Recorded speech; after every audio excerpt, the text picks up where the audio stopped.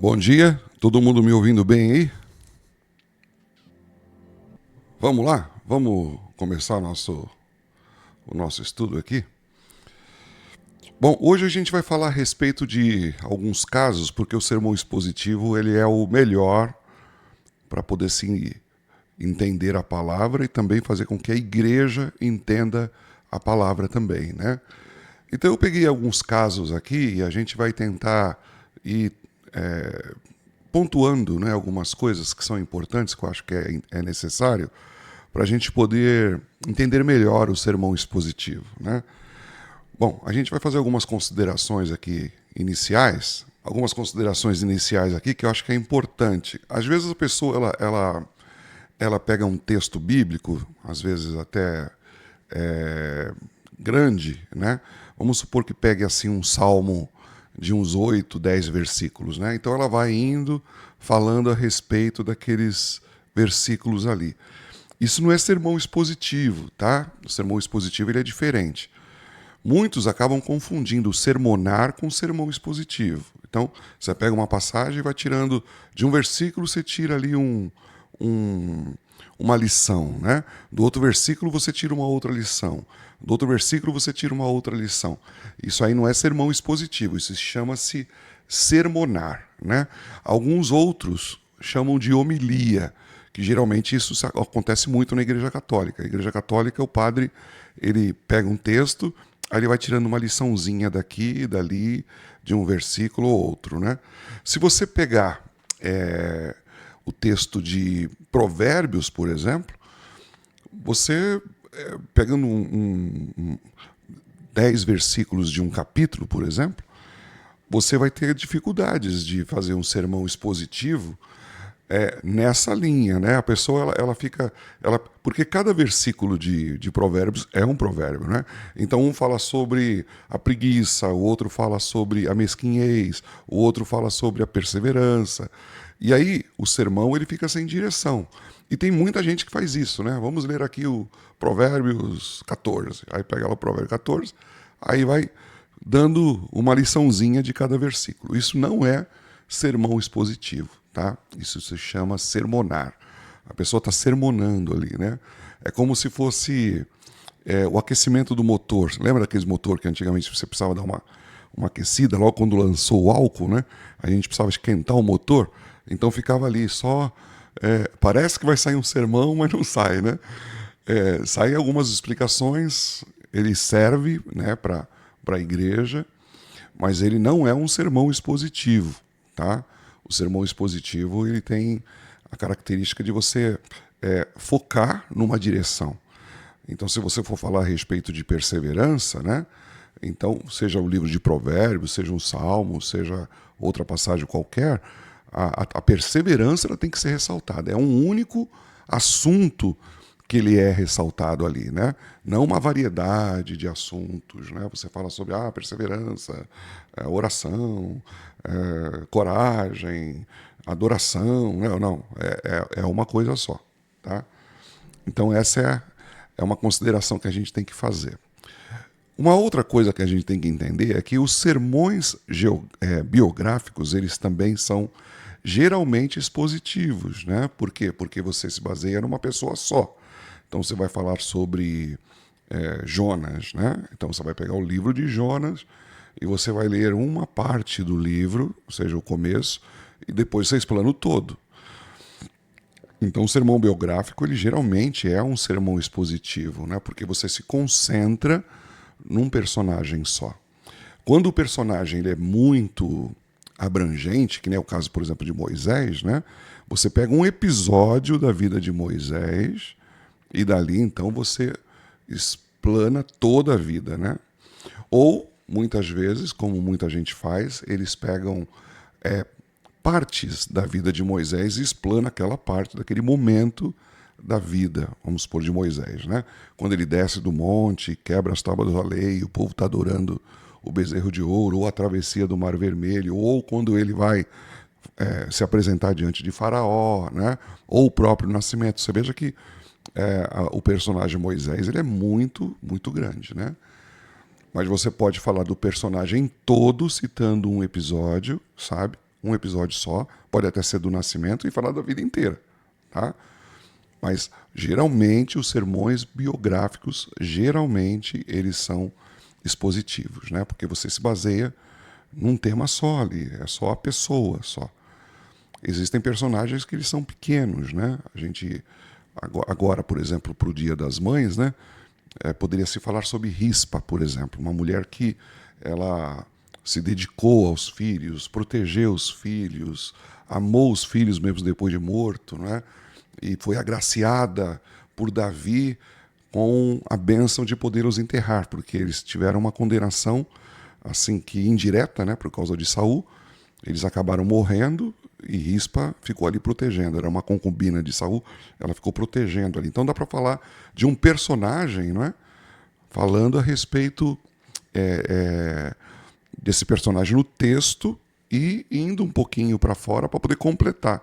No caso de Rispa, por exemplo, ela tem um episódio que acontece da morte dos filhos, ela protegendo, ali no texto de 1 Samuel, e depois lá no final de 1 Samuel, é quando Davi dá a ela o direito. Ela ficou ali meses protegendo os filhos, né? Então é um sermão até bem interessante assim para Dia das Mães, né? Mostrando uma mãe que protege, uma mãe que cuida, uma mãe que zela pela honra. Olha quantos tópicos já dá para colocar falando da vida de Rispa, né? Bom, tem sermões e textos que você pega que eles tiram, né? Bastante tópicos de uma só passagem, dá para você pregar várias coisas. Eu vou pegar aqui o exemplo, por exemplo, né, de Balaão, né? O texto ele fala de Balaão, só que ali você pode pegar não só usando a biografia de Balaão, você pode usar textos ou temas que eles são adjacentes, né? Então eu peguei aqui, fiz dois. O primeiro aqui seria esse aqui, a graça versus a maldição. Então, a maldição tem a ver com a nossa atitude, né? Então, você pode usar um tema que fala sobre Balaão, trazendo temas, não é, que são adjacentes. Eu posso tanto falar de Balaão. Balaão era um profeta mercenário, Balaão era um profeta que, mesmo na sua mesquinhez, né, de querer ganhar dinheiro, ele não conseguia falar outras palavras senão aquelas que Deus ordenasse. Bom, dá para falar sobre Balaão aí, uma biografia dele, né? Mas também dá para tirar temas adjacentes. Então, nós temos aqui a graça versus a maldição que tem a ver com a nossa atitude, né? Se o povo de Israel tivesse agido de uma outra forma, né, talvez a maldição, né, ela acabaria pegando no povo, não pelo fato de alguém amaldiçoar, né, mas pelo fato de que o próprio comportamento do povo de Israel trouxe a eles, muitas vezes, consequências graves, né, do próprio juízo de Deus. Então, a maldição tem a ver com a nossa relação com Deus e a graça de Deus nos protege. É um sermãozinho que, é claro que aqui é só o esqueletão bem simples, né, mas tem aqui o texto, o título, né, a graça versus a maldição, e os 3 tópicos que depois a gente vai ter que encher, né? O sermão seria aqui somente o esqueleto básico, tá? Quer ver uma outra coisa? Nesse mesmo texto que eu poderia falar só sobre Balaão, eu posso falar sobre graça e maldição, mas também eu posso falar a respeito do povo. Que povo somos nós, né? Então, nós somos o povo que abençoa, nós somos o povo que não teme maldições, nós somos o povo que não brinca com principados espirituais, e nós somos o povo que confia na graça e na proteção de Deus.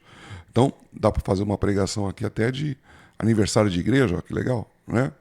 Aniversário de igreja que está chegando, podia pregar sobre isso aqui, né? Nós somos o povo que abençoa, somos o povo que não tem maldições, que confia na proteção de Deus, e assim vai. Então, às vezes, um sermão, um texto que ele parece biográfico, né? Você pode usá-lo também para poder extrair ali lições que são adjacentes. Um texto só, vamos supor, um salmo, né? Você pode colher ali muitos e muitos temas de uma passagem, né? Você pode colher N temas. Então, a gente tem que aprender a olhar o texto e falar assim, não, aqui eu posso pregar sobre esse assunto, ou não, eu posso pregar sobre esse assunto. Assim, olhando assim, rapidamente, né? Olhando o Salmo 1, por exemplo. Eu posso falar a respeito do cuidado que o servo de Deus deve ter. Então, bem-aventurado é o varão que não anda segundo o conselho dos ímpios, nem se detém no caminho dos pecadores e nem se assenta na roda dos escarnecedores. Eu posso pregar a ele, né?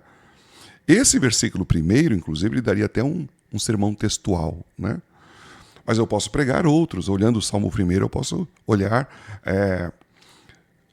como é a vida do Filho de Deus. Então, eu falo a respeito do versículo primeiro, dessas 3 coisas que se deve evitar. Depois eu posso falar a respeito da vida frutífera, porque ele é plantado junto a ribeiros de rios, que diz o Salmo primeiro, não é? E depois eu posso fazer o contraste, dizer assim, os ímpios têm um destino completamente diferente. Então eu falo, eles não prevalecerão, são como palha que o vento leva, né? Então, eu posso pregar a respeito, por exemplo, do destino dos ímpios, eu posso pregar a respeito do que é estar arraigado e fundamentado em amor, na árvore que está plantada junto a ribeiro de rios, não é? Eu posso pregar a respeito da força que vem do Espírito, usando o rio que abastece a árvore. Olha quantos temas eu posso pegar de um texto só. Eu posso pegar a respeito do prazer na lei do Senhor, porque ele não anda no conselho dos ímpios, nem se detém no caminho dos pecadores, nem se assenta na roda dos escarnecedores, antes tem o seu prazer na lei do Senhor e nela medita de dia e de noite, né? Então, existem várias coisas que eu posso pegar de um texto só, né?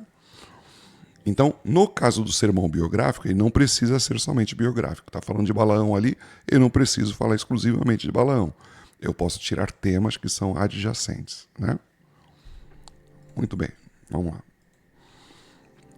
Um texto sobre Caim e Abel, né? Eu posso falar ou do Caim, eu posso falar ou do Abel, mas também eu posso falar a respeito de outros temas que tem lá. Lá fala a respeito, por exemplo, da adoração, do culto a Deus, daquele que agrada a Deus, né? Então, no caso aqui, do texto de Gênesis 4, eu poderia fazer um sermão somente falando de Caim, né? Quem era Caim? O que podemos aprender com Caim, né? Então, eu posso fazer um sermão somente sobre Caim. Eu posso fazer um sermão somente sobre Abel e fazer um sermão biográfico em cima da pessoa de Abel. Ou posso pegar outros temas adjacentes, né? Eu posso chegar lá e tirar uma lição a respeito daquilo que seria o culto que agrada a Deus, vamos supor, ou então o culto que Deus recebe, ou então o culto que Deus não recebe, né?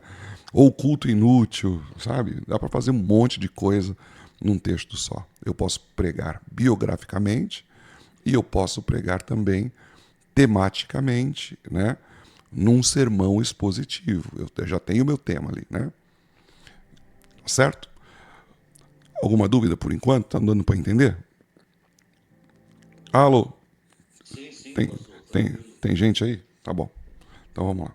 Não, a princípio eu entendi que era sermão dispositivo e expositivo. É expor, de expor. É de expor. Não é dispositivo. É expositivo. Tá? É de exposição. Você expõe a palavra, né? É isso. Entendeu? Certo. Vamos lá. O sermão expositivo é aquele que vem no aplicativo do celular. É o dispositivo. Vamos lá. Ó, os sermões também baseados em parábolas, eles geralmente são sermões expositivos, não é? Por quê? Porque na parábola ele também você pega uma quantidade assim razoável de texto, né?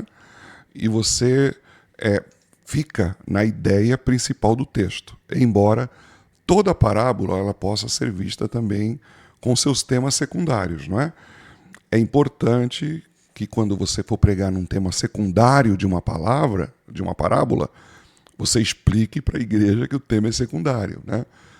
A igreja não pode ficar confundida com um tema secundário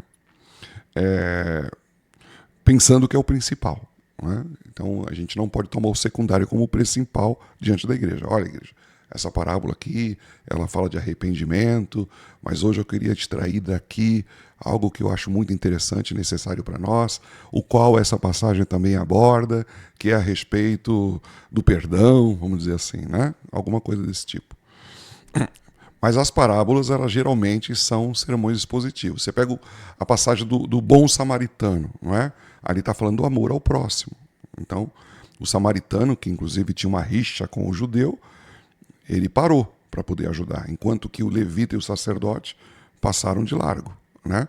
Então, ali Jesus está ensinando essa passagem.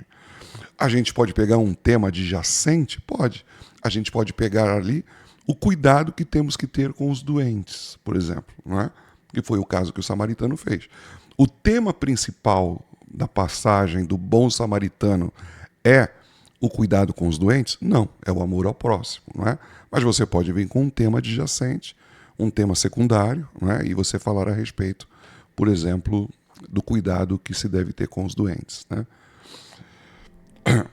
Geralmente, quando a parábola ela é muito pequenininha, aí então você não faz um sermão expositivo. Aí você vai fazer um sermão que é chamado de textual, que a gente já viu, né? Existem parábolas de Jesus que ela pega um, dois, três versículos. E é geralmente o que se encaixa no sermão textual. Você pega, por exemplo, a parábola do vinho novo, né? Vinho novo em odres novos. É 2 versículos só.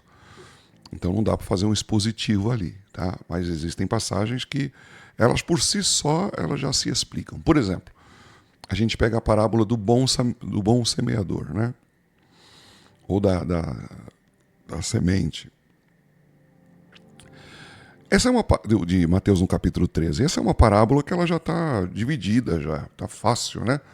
Então, 4 tipos de corações. Então você vai falar da semente que foi lançada na terra, da semente que foi lançada nas pedras, da semente que foi lançada entre os espinhos e da semente que foi lançada em boa terra, né? Já está separadinho ali o texto. Ou você pode pegar e enfatizar um único campo, não é? E aí talvez seria um sermão mais textual. Se você pega, por exemplo, olha, a semente que foi lançada entre as pedras é como aquele que recebe com alegria, mas quando vem a provação, ele morre porque não tinha profundidade, não tinha raízes, né? Então ali você pode falar um monte de coisas num versículo só, mas ele muda o tipo de sermão, ele vira-se um sermão textual, tá? Então, geralmente, sermões baseados em parábolas são sermões expositivos, justamente porque ele tem uma mensagem principal, a gente tem que saber qual que é a mensagem principal, né? E é dali que a gente vai extrair os nossos tópicos todos. Se você pega o filho pródigo, por exemplo, não é? Então você pode colocar ali os estágios de uma verdadeira conversão, né? Então você vai falar a respeito do menino que foi embora e tal, a vida em pecado, como é a vida em pecado, é uma vida dissoluta, é uma vida que se desgasta, é uma perda de tempo. E aí então há a convicção de pecado, há o arrependimento verdadeiro, há a necessidade de confissão, há o perdão do Pai, há a oposição daqueles que não concordam com a sua vida pregressa, que não acreditam na sua conversão, né? Que foi o caso do filho que ficou. Então dá para você fazer um monte de coisas, né? A gente, pelo costume, quando você pega o costume assim, de ficar fazendo sermão o tempo inteiro, né? Você olha uma passagem, aquilo que é quase que automático, já começa a tirar tudo, sabe? Por isso a necessidade do exercício, né? O exercício é que faz com que você... Acho que está pegando um pouquinho de som aqui. O exercício é que faz você ficar bom nessa captação. É bom nessa captação, né? É que nem andar de bicicleta. No começo você não sabe, você anda todo torto, é perigoso até bater na árvore, né? Mas depois que você pega a manha, você anda até sem as mãos, não é assim? A gente... tá fácil. Dependendo do texto que você lê, você já consegue enxergar os pontos todinhos ali, né? Muito bem, vamos lá. Vamos pegar, por exemplo, aqui a parábola do bom samaritano, né? O bom samaritano. O amor é o cumprimento da lei. O amor se encontra onde menos esperamos. O amor se manifesta concretamente ou com atitudes, né? Olha um sermão aqui, baseado no bom samaritano. O texto Ele é longo, ó. Pega aqui 12 versículos, né? Que é o texto onde fala a história do bom samaritano. E aí então você desenvolve. O amor é o cumprimento da lei. O amor se encontra onde menos esperamos. O amor se manifesta concretamente. Eu não dei um título aqui, mas poderíamos, não é? As características do verdadeiro amor ao próximo. Então, o amor é o cumprimento da lei. O amor se encontra onde menos esperamos, não é? E assim vai. Vocês estão entendendo, gente? Eu sei que quando a gente olha assim, fala assim, meu Deus, que coisa difícil, né? Quanto menos conhecimento bíblico você tem, né? Quanto menos familiaridade com a Bíblia você tem, mais complicado é, mais difícil é, tá certo? Quanto mais você lê a Bíblia Sagrada, que você está acostumado, a gente fala, por exemplo, de a dracma, a dracma perdida, por exemplo, você já lembra a história inteira, né? Você não precisa ler. Então, quanto mais familiaridade você tem com a Bíblia Sagrada, mais fácil é você se tornar um bom pregador, né? Uma das características do pregador é exatamente o conhecimento da palavra. Não é só conhecimento do texto que ele vai expor, né? É o conhecimento da palavra. Tá? Vamos lá. Aqui a parábola do semeador, né? A gente até falou dela aqui de Mateus no capítulo 13. Então, eu poderia colocar aqui 4 tipos de pessoas. Os que não compreendem a palavra, os que não têm profundidade, que é a que foi lançada entre as pedras, os que têm o coração cheio de outras sementes, né? Porque uma foi lançada entre os espinhos, quer dizer, já tinha coisas ali plantadas naquele terreno onde a semente foi lançada, né? E os que têm o coração preparado. A terra está adubada, a terra está mexida, está afofada, né? A semente vai e pega profundidade na terra. Então, geralmente, as parábolas, elas dão um sermão expositivo, geralmente, né? A não ser aquelas parábolas que são muito pequenininhas, de 1, 2 ou 3 versículos. Vamos lá. Os sermões baseados em salmos são geralmente sermões expositivos. Por quê? Porque geralmente um salmo, ele também tem o seu tema principal, não é? É diferente de provérbios, por exemplo. Cada provérbio vai falar de uma coisa. Já o salmo não. Geralmente é um momento da vida do salmista. É o momento em que ele está adorando, é o momento em que ele está passando por provas, é o momento que ele se sente rejeitado, é o momento em que o pecado lhe pesa no coração, é o momento em que ele está cercado por inimigos, é o momento em que ele está sendo grato. Então, o salmo, na maioria das vezes, ele já tem um tema principal e definido. Então, eles dão bons sermões expositivos, né? Você pega o Salmo 103, né? Rendei graças ao Senhor, porque Ele fez, porque Ele curou, porque Ele libertou, porque Ele livrou, não é?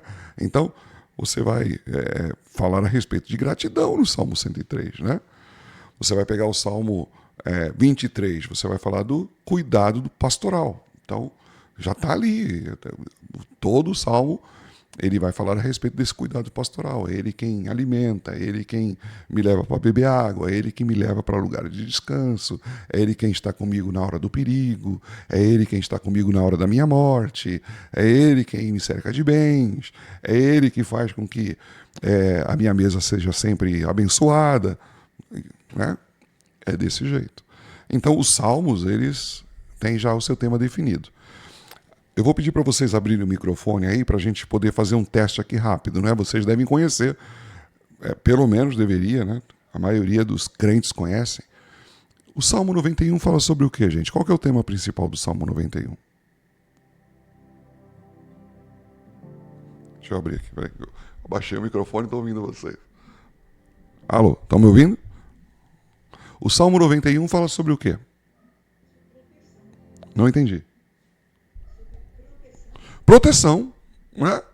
Proteção. Alguém tem dúvida? Oi? Segurança, né? Você pode explorar todos esses temas aí, mas principalmente proteção, né? Ainda que 1000 cairão ao teu lado, 10.000 ao teu direito, mas tu não será atingido. É proteção, né? Confiança já seria um tema secundário, né? Mas o tema que já está estampado de cara é proteção. É proteção, né? Sabe? Aquele que habita no esconderijo do Altíssimo, a sombra do Onipotente, descansará. Direi do meu Deus, ele é o meu Deus. A tua verdade é escudo e broquel. Sabe? Escudo. É proteção. Nenhuma praga chegará à porta da tua tenda. Né? É proteção. Então, o Salmo, ele já, por si só, ele já está ditando o ritmo da coisa, sabe? Fica fácil da gente fazer um sermão expositivo no livro do Salmo 91, caramba. Muito fácil, né? Em Deus estamos seguros, né? Em Deus estamos seguros, isso. A intensidade do cuidado de Deus pelos seus filhos. Então, olha, estou fazendo aqui de cabeça, né? Então, em primeiro lugar, oferece lugar de descanso, oferece proteção por todos os lados, oferece proteção espiritual contra pragas, né, que são lançadas e tudo mais, oferece proteção física, 1000 cairão ao teu lado, 10.000 ao teu direito. Olha como que é tranquilo, né, para fazer um sermão baseado no Salmo. Qualquer salmo que você pegar, geralmente ele tem uma linha. Às vezes ele dá a gente fala de digressão, né? O que é digressão? Digressão é quando o escritor ele dá uma volta, né? Ele dá uma volta. O apóstolo Paulo ele faz digressões. Eu vou dar um exemplo aqui para vocês. Por exemplo, o apóstolo Paulo no capítulo 1 e 2, ele vem falando assim sobre doutrina, né? Olha, vocês são abençoados com toda a sorte de bens espirituais, foram remidos, adotados, predestinados. Vocês estão no plano de Deus, vocês foram selados. O Espírito Santo é o penhor da vossa herança, né? Aí no capítulo 2 ele fala a respeito de que nós não éramos povo, mas agora somos povo. E a barreira da inimizade foi destruída. Tudo doutrinário. Só que quando chega no capítulo 3, ele vai tomar um cuidado de falar aos Efésios a respeito de que eles não podem ficar preocupados com ele porque ele está preso, né? Então ele fala assim, eu sou prisioneiro do Senhor, não sou prisioneiro de Roma. Então aí ele faz uma digressão, ele fala sobre um outro assunto, aí depois lá no versículo 12 e 13 do capítulo 3, ele volta de novo ao assunto doutrinário, né? Então, existem salmos que acontece isso, a pessoa faz uma digressão, né? Ela sai do assunto principal, ela faz uma digressão e daqui a pouco ela volta e termina. Mas é muito pequenas as digressões que existem no livro de Salmos, né? Acontece muito isso quando a gente está pregando, né? A gente está pregando, falando sobre um assunto e tal, aí daqui a pouco fala assim, fazendo um parênteses aqui, irmãos, né? Só para ilustrar, teve uma vez que eu fui... Aí você fala de um outro assunto, que às vezes é uma outra temática, né? Mas daqui a pouco você termina aquilo, volta para o assunto que você estava e você termina o sermão. Isso se chama digressão, né? Que é quando a gente dá uma voltinha, mas volta no mesmo ponto e continua a viagem. É que nem quando você está viajando, né? Aí você para almoçar, você sai da rota, você fica ali, você almoça, daqui a pouco você pega a rota de novo e vai embora, né? A digressão seria mais ou menos isso. Mas geralmente os salmos eles são assim bem já diretos no como é que fala? Na temática, né? No assunto, sabe? Sermões biográficos geralmente são expositivos, sermões em parábolas geralmente são expositivos e sermões em salmos geralmente são sermões expositivos. Por quê? Porque eles tratam de um assunto só. No caso do biográfico é da pessoa do que se está tratando, né? Moisés, Davi, Jonas, Josué, seja lá qual for. No sermão da parábola, nas parábolas, o sermão é expositivo porque também a parábola trata de um assunto só, né? Seja ela de Jesus, tem muitas parábolas no Antigo Testamento também, né? Elas também tratam de um assunto específico que Deus quer elucidar o povo, sabe? E os sermões feitos em salmos, geralmente eles também têm um assunto principal. Embora todas as passagens, sejam ela qual for, tanto biográfico como de parábola, como de salmos, você pode pegar temas adjacentes, secundários, né? Muito bem, vamos pegar aqui agora o Salmo 26. É 126. Ah, então tira 100, tira 100. É, errou por 100. Quase que se acerta. Coloquei 3 a mais pra ficar mais tranquilo. Então vai. Vamos lá. Esse salmo aqui, ele fala da libertação, não é? Quando o Senhor restaurou a nossa sorte, nós ficamos como quem sonha, a nossa boca se encheu de riso, não é? Bom, esse salmo aqui, ele fala, é um salmo, inclusive, é uma característica do livro de Salmos, que o Salmos ele é bem abrangente em termos de tempo, né? O Salmo tem salmos escritos por Davi, tem salmo escrito por Moisés, né? Que viveu trocentos anos antes de Davi, né?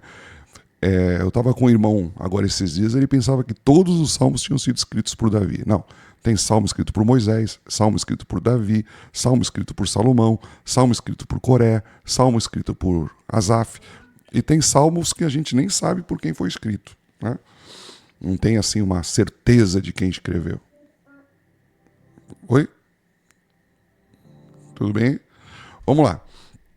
Então esse salmo ele fala da libertação. Oi. Só um detalhe. Eu acho que o Juninho e a Dani saíram, eu também saí, porque eu achei que o senhor ia botar outro link. E aí eu vi que o senhor estava demorando, voltei. Eu acho que eles estão fora porque eles estão esperando outro link. Ah, sim. Ah, já estão voltando aí já. É o mesmo link, tá?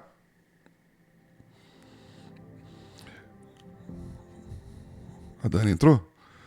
Tá, deixa eu voltar então isso aqui, gente. Depois eu corto na edição, mas assim, os salmos, eles são sermões, eles dão muitos sermões expositivos, né? Porque eles tratam de um assunto. As parábolas, elas também têm um assunto principal da parábola, não é? Os sermões biográficos, eles também geralmente dão muitos sermões expositivos, porque você vai tratar de um assunto. O assunto qual é? A pessoa, o personagem. Então dá um sermão expositivo. Na parábola tem um assunto só, também dá um sermão expositivo. No Salmo também tem um assunto principal, então dá um sermão expositivo. Embora você possa tirar de todos eles sermões secundários, né? O Salmo 126 é um salmo pós-exílico. Você veja só que existem salmos que foi escrito por Moisés, por Davi, por Salomão, por Coré, por Asaf, né? E muitos outros que a gente, inclusive, nem tem assim certeza absoluta de quem foi que escreveu, tá? Mas os salmos, eles também pegam assim. Você veja, Moisés viveu centenas de anos antes de Davi, né? E também tem sermão pós-exílico, depois que Davi já morreu, já era pó de osso, né? Já não tinha mais nada na sepultura para poder se aproveitar. Tinha lá sermões pós-exílico, depois do cativeiro da Babilônia. Olha como é que é abrangente o livro de Salmos, né?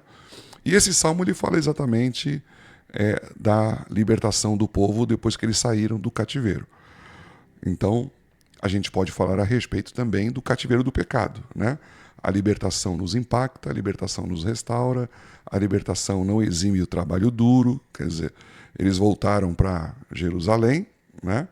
Mas a Bíblia fala, quem anda semeando e plantando com choro, com lágrimas, né? Vai colher os seus molhos com alegria. Oi? Isso, então, vai trazer os seus feixes com alegria. Então aqui tem a recompensa da libertação, não é? A plantação, Deus ele promete colheita. Então é um sermão bonito, mas olha, esse salmo ele fala do quê? Ele fala de libertação, gente. Fala de libertação, né? Ele fala sobre perseverança. Até você pode pegar e tentar adaptar, mas o assunto principal do Salmo 126 é libertação, né? Bom, oi. Eles encontraram um motivo de confiança dessa volta, né? Dessa libertação do exílio, também no plantio, na colheita. Então, eles estavam orando pela restauração de tudo. É que quando eles chegaram lá, quando os exilados, que foi uma quantidade pequena, perto do que existia e se multiplicaram na Babilônia, né? Quando eles voltaram, eles encontraram uma terra completamente desolada. Muito, muito. Porque foram deixados na região de Jerusalém somente doente, velho, não é? Incapazes, pessoas. Então, chegaram lá, a situação estava muito pior, inclusive do próprio dia da destruição, porque cresceu o mato, não é? As pedras estavam lá ainda derrubadas, o muro não foi construído, não foi feito nada. Então você imagina você voltar depois de 70 anos num local destruído, ele vai estar pior do que o dia da destruição, né? Porque ali começou a se acumular animais mesmo, né? Cobras, sabe? Bom, ratos, né? Animais peçonhentos, aranhas e tudo mais, naquele ambiente de destruição, né? Então eles tiveram que reconstruir tudo. Foi muito difícil reconstruir. Foi muito difícil você plantar naquela terra que antes era tão produtiva, num ambiente de destruição, entende? Então por isso que a Bíblia fala, quem anda semeando com lágrimas vai colher os seus feixes. Ou seja, foi com lágrimas mesmo, foi chorando que eles tiveram que... Olhando assim, humanamente, né? Muitos pensaram assim, puxa, eu devia ter ficado na Babilônia, estava mais fácil, né? Lá estava com o meu negócio feito, eu era escravo, mas o meu patrão era bom, né? E eles tiveram que pegar no pesado mesmo na região de Jerusalém, tá? Bom, vamos lá, vamos continuar. Salmo 139 é um salmo enorme, grande, né? Então aqui a gente pode falar sobre a onisciência e o poder de Deus, que são os dois assuntos que eles ficam bem evidentes no Salmo 139, e dá para fazer um sermão expositivo bem grande aqui, sabe? Quando você vai falar a respeito aqui, por exemplo, ponto 1, sonda-me, né? Tem vários subtópicos aqui, ó. Sonda-me aonde? Na rotina da vida, nos pensamentos, nas crises da vida, no meu inconsciente, na minha totalidade, na minha essência. E veja que todos os versículos correspondentes aqui, ó, né? Na minha pré-história, sabe da minha malignidade. Então aqui eu estou falando apenas da onisciência de Deus, do fato de Deus me sondar, né? Esse sermão aqui não coube nem num slide só, tem que passar para o outro. Então, cura-me, aí entra o poder de Deus. Ele não pode se curar sozinho, o conhecimento de Deus é prático. E a conclusão, a sua cura alcança 3 áreas. O coração, que é as emoções, o pensamento, que abrange o intelecto, e os caminhos, que é o comportamento, que ele fala, vê se há em mim algum caminho mau, não é? E me guia pelo caminho direito. Então, aqui são os exemplos, né, de sermão expositivo no livro de Salmos, tá? Vamos fazer um exercíciozinho rápido aqui, juntos, no Salmo 15. No Salmo 15, ele fala assim, quem subirá ao monte do Senhor? Quem habitará no seu santo templo? Não é? Vocês lembram? Aí aquele que é limpo de coração. Vamos achar aqui. Deixa eu ver se eu consigo pôr aqui na tela o Salmo 115. Tá. Muito bem. Olhando a grosso modo aqui, vamos pensar assim. Aqui é o Salmo, né? Ele não está aparecendo aqui o número, mas é o Salmo 15 aqui. Olhando a grosso modo aqui, olha, aquele que é íntegro em sua conduta, que pratica o que é justo, de coração fala a verdade, não usa a língua para difamar, e nenhum mal faz ao seu semelhante, e não lança calúnia contra o próximo, e que rejeita quem merece desprezo, mas honra os que temem ao Senhor, e mantém a sua palavra, mesmo quando sai prejudicado, que não empresta dinheiro visando lucro algum, nem aceita suborno contra o inocente. Quem assim procede não será abalado, né? Olhando a grosso modo aqui, quando a pergunta se faz aqui, Senhor, quem habitará no teu santuário? Quem poderá morar no teu santo monte? Olhando esse salmo aqui, e essas condições, quem que vai habitar no santuário do Senhor? A grosso modo. Ninguém. Na verdade, o Salmo 15 ele é um salmo messiânico. Na verdade, o único que conseguiu reunir todas essas condições é Jesus, né? Mas é claro que você pode pregar aqui para poder melhorar a conduta, né? Para melhorar procedimento. Então, tudo bem. Então, uma das coisas que tem que ficar clara aqui, eu já vi muita gente pregando esse sermão, né? Dizendo, irmão, você quer estar com o Senhor, quer estar na presença do Senhor, você tem que ser íntegro. Ninguém vai conseguir.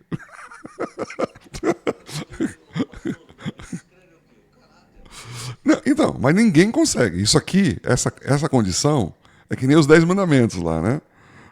Tropeçar em um, cara, é a mesma coisa que tropeçar em todos, né?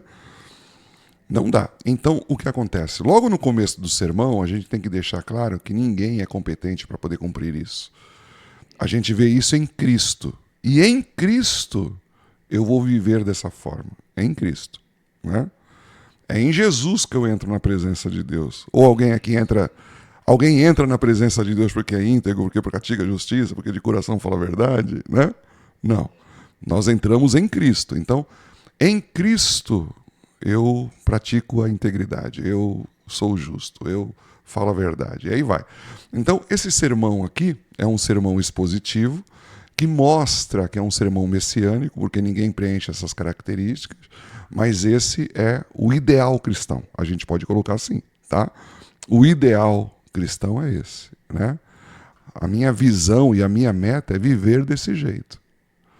Mas eu só entro na presença de Deus em Cristo. É bem interessante, porque tem gente, olha, o que eu já vi de gente falar, né, nesse salmo, colocando que a pessoa entra na presença de Deus por causa dessas características, anula completamente o sacrifício de Cristo, né? Então a gente tem que saber. Então, vamos colocar aqui um título para o nosso sermão, né? Vamos colocar aqui. O objetivo de vida de um cristão, né? O objetivo. Então eu começo lá com a minha introdução falando a respeito de que esse sermão, esse salmo é um salmo messiânico, que ninguém consegue ter todas essas características de uma pessoa só. Porque quando a Bíblia fala assim, não usa a língua para difamar, é que se eu difamei algum dia, eu já estou desclassificado aqui, concorda? Né?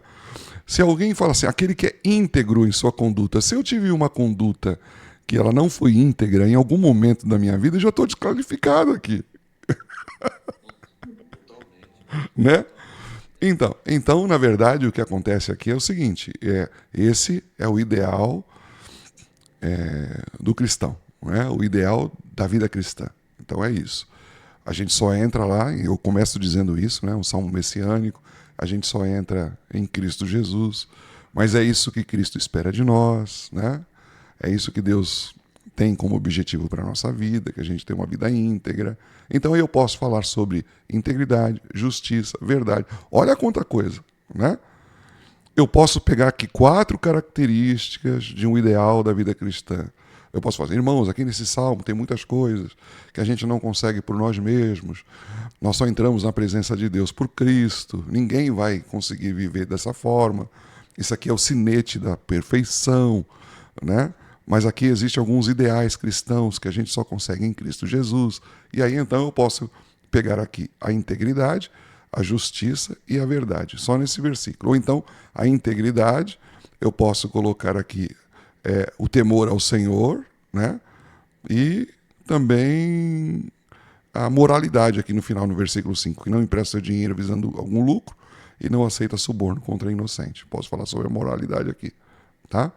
Então aqui tem um monte de pontos, eu posso falar sobre todos eles, mas aí às vezes um sermão de 30, 40 minutos acaba ficando pequeno para você falar com profundidade a respeito disso. Esse sermão aqui ele serve também para você falar sobre ele um monte de tempo. Então vamos supor que você tenha um mês para falar a respeito do ideal da vida cristã. Então, aí sim. Então, num domingo eu falo sobre integridade e justiça, no outro eu falo sobre verdade, num outro eu falo sobre a língua, num outro eu falo sobre o bem que eu devo fazer ao próximo, né? No outro eu falo sobre o temor do Senhor, e assim vai. Do outro eu falo sobre manter a palavra. Olha só quanta coisa que dá para falar aqui, gente. Meu Deus do céu. Então, esse aqui é um exercício que a gente está fazendo meio prático aqui, rapidinho, né? Só para vocês terem uma ideia de como que é o sermão expositivo, baseado no Salmo, né? Então, É só um exemplo, só para a gente poder tomar aqui como exemplo, tá bom? Gente, o que vocês acharam do sermão? A gente vai dar a vocês a liberdade de pegar um salmo, tá? Um salmo, e fazer um exercício de um sermão expositivo. Muito bom. Né? Muito mais fácil, né, pastor? Isso, pega um salmo. Um exemplo, por exemplo, você só vai chegar, as súplicas só vão chegar a Deus, os seus pedidos, através de Jesus, só através dele. Deus não queria nem escutar mais a gente, agora estou popular, né? Mas é verdade, não há. Em Cristo você está debaixo da graça. Fora de Cristo você está debaixo da ira. Debaixo da ira. Né? Deus nem te recebe. Não adianta. Se não for por Cristo, não tem como. Não existe possibilidade. Então a gente tem que tomar cuidado, por exemplo, num salmo como esse aqui, exatamente com isso, né? Justamente pelo fato de que tem muita gente que coloca essas características diretas sem Jesus, sabe? Isso é muito perigoso, né? Tá? Como se a pessoa cumprindo isso aqui está dentro. Era o que o fariseu fazia antes, né? Não, se eu guardar a lei direitinho, eu estou dentro. E Jesus falou, vocês nem entenderam o espírito da lei, né? Vocês acham que é somente não adulterar? Se você olhar com uma mulher com intenção impura, você já deitou com ela. Você já acha que é só não matar? Se lá no teu coração você ficou contente com alguma pessoa que morreu, que o carro passou por cima, você falou assim, beleza, muito bom, gostei.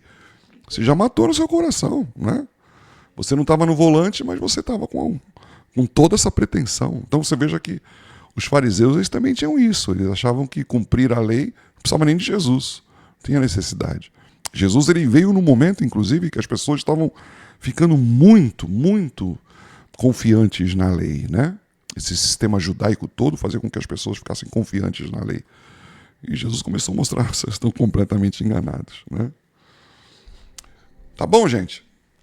Então terminamos aqui. Eu vou fazer a união agora dos dois vídeos, né? Se eu não fiz aqui uma besteira, para a gente poder mandar depois o vídeo para vocês aí, tá bom? Então vai. Alguém tem alguma dúvida que queira compartilhar aqui com a gente ou não? Não, a única coisa, pastor, eu queria perguntar sobre aquela parábola também da samaritana. Samaritana? Viva, eu não sei que é uma parábola, Não, ali não é parábola, ali é um episódio real. a real. Ali Jesus ele se Jesus não, ali é um exemplo espiritual que Jesus dá, né? A parábola é uma história fictícia que tem a finalidade de ressaltar uma verdade espiritual, né? Então, existem textos na Bíblia Sagrada que elas parecem parábola e não são. Não é. Ali é um exemplo só que Jesus dá. Ele faz uma analogia. A analogia é diferente. Isso. Então ele fala da água espiritual, fazendo analogia com a água natural, né? Isso. Já na parábola existem algumas coisas que elas têm assim de característica. Por exemplo, uma parábola ela não tem nome próprio. Então, por exemplo, olha só a parábola do filho pródigo. Qual o nome? Qual o nome do filho pródigo? Do samaritano. Na parábola do samaritano, do sacerdote. Qual era o nome do sacerdote? Qual era o nome do levita? Qual era o nome do dono da hospedaria? Isso, cadê? Não tem. Agora, olha só que coisa, né?